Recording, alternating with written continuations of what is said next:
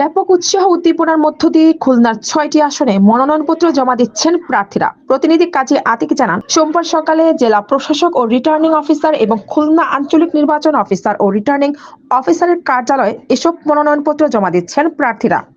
এখন পর্যন্ত মনোনয়নপত্র জমা দিয়েছেন খুলনা ১ আসনে বিএনপির প্রার্থী আমির এজাজ খান, জামায়াত ইসলামের প্রার্থী কৃষ্ণ নন্দী, খুলনা ২ আসনে বিএনপির প্রার্থী নজরুল ইসলাম মঞ্জু, জামায়াতের প্রার্থী অ্যাডভোকেট জাহাঙ্গীর হোসেন হেলাল, খুলনা ৩ আসনে বিএনপির প্রার্থী রকিবুল ইসলাম বকুল, জামায়াতের প্রার্থী অধ্যাপক মাহফুজুর রহমান, খুলনা ৪ আসনে ইসলামী আন্দোলনের মহাসচিব হাফেজ মাওলানা ইউনুস আহমেদ, জামায়াতের প্রার্থী মোহাম্মদ কবিরুল ইসলাম, খুলনা ৫ আসনে জামায়াতের সেক্রেটারি মিয়া গোলাম পরোয়ার, বিএনপির প্রার্থী আলী আসগর লবি, খুলনা ৬ আসনের জামায়াতের প্রার্থী আবুল কালাম আজাদ। এ সময় বিএনপির কেন্দ্রীয় নেতা রকিবুল ইসলাম বকুল বলেন, সাধারণ মানুষ পছন্দের ব্যক্তিকে ভোট দিয়ে তাদের আশা আকাঙ্ক্ষা পূরণ করবে।